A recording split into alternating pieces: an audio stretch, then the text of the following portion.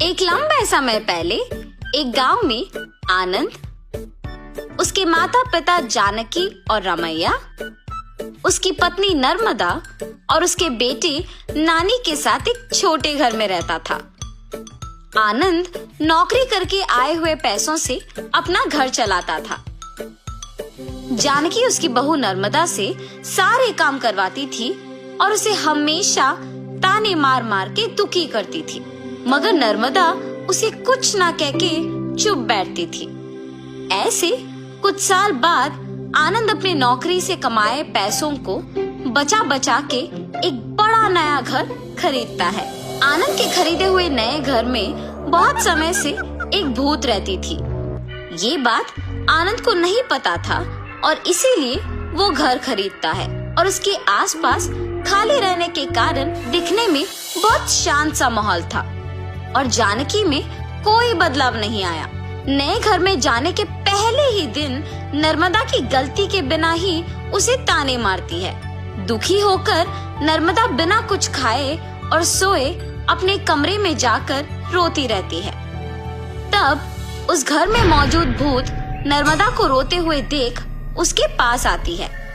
बगल में परछाई को देख नर्मदा तुरंत खड़े हो जाती है।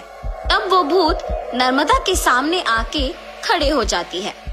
उसके चेहरे पे घाव, खुले बाल देख के नर्मदा डर जाती है। बाप रे, भूत भूत! डरो मत, मैं तुम्हें कुछ नहीं करूंगी। तुम हमारे घर में क्यों आई हो? तुम लोग ही मेरे घर आए।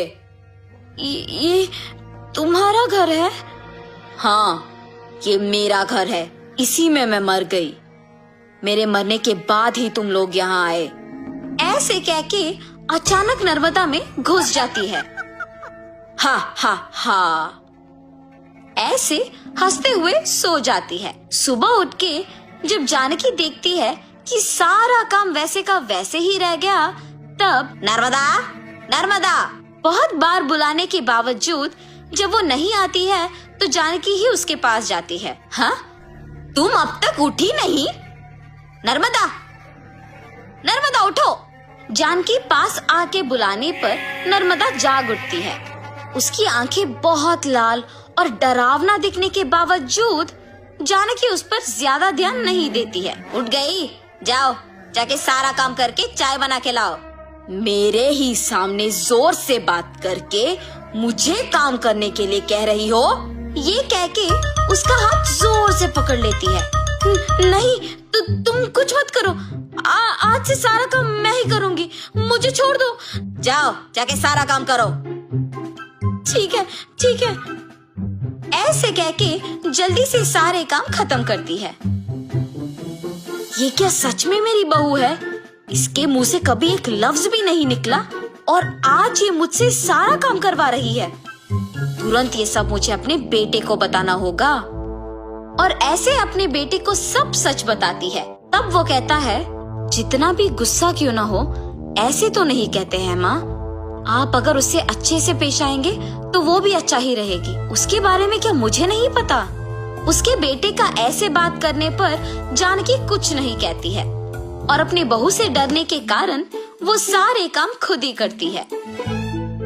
नर्मदा, नए घर खरीदने की खुशी में मैं अपने कुछ दोस्तों को घर बुला रहा हूँ। सारी चीजों का तुम्हें ही ध्यान रखना होगा। ऐसे बोल के चला जाता है।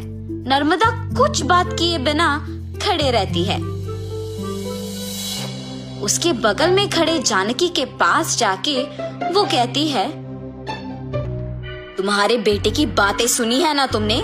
सारी तैयारी तुम्हें ही करना होगा। ऐसे जोर से कहती है। अगले दिन आनंद दोपहर को अपने दोस्तों को घर ले आता है। नर्मदा, तुमने सारी तैयारी कर ली ना? हाँ जी। और ऐसे सबको खाना परोसती है और सभी हंसते हुए बातें करते रहते हैं। सभी व्यंजन स्वादिष्ट है भाभी जी। हाँ, मेरी पत्नी के हाथों में जादू है। आनंद, तुम्हारा घर भी बहुत खूबसूरत है यार। चारों ओर खाली और शांत है। इस घर को देखते ही पसंद आ गया मुझे, इसीलिए इसे बचाए हुए सारे पैसों से खरीदा हूँ। अब इस घर का मालिक मैं हूँ।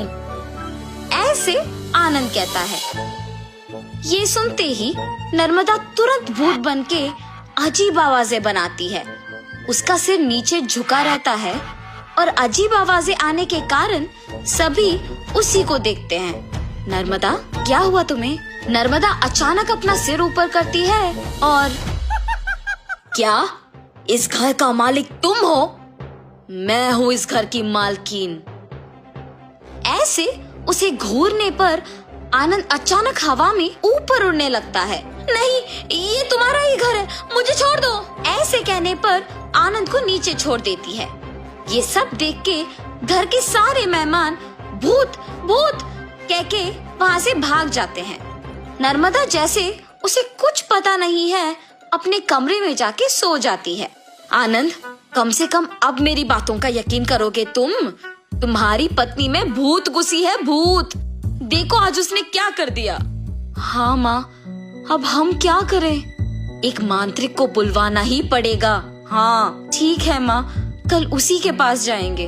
और ऐसे जब सब बैठे हुए थे, नर्मदा आती है और सभी डर जाते हैं। तब उन्हें देख कहती है, क्यों सब मुझे देख के डर रहे हैं? क्या हुआ तुम सबको? कुछ नहीं, अब आप तो कुछ भी कर सकते हो ना। क्या करना है मुझे? मैं जो बोलूँगा तुम नहीं कर पाओगी। मैं नहीं कर पाऊंगी? पहले बोलो। अच्छा, क्या तुम इस बोतल के अंदर घुस के वापस बाहर आ सकती हो? इतना ही, और मैं ये नहीं कर पाऊंगी? देखो। ऐसे बिना कुछ सोचे समझे नर्मदा में घुसी आत्मा अचानक उस बोतल में घुस जाती है और तुरंत जानकी उस बोतल का ढक्कन बंद कर देती है। भूत को मैंने इस बोतल के अंदर बंद किया है, अब इसे गांव के अंत में फेंक के आना होगा। और ऐसे उस बोतल को गांव के एकदम अंत में फेंक के आ जाती है। तब से जानकी अपनी गलती सुधार के अपनी बहू को ताने मारना बंद कर देती है। भूत के चले जाने पर सभी उनके नए घर में खुशी से जीते हैं। Thank you for watching this video.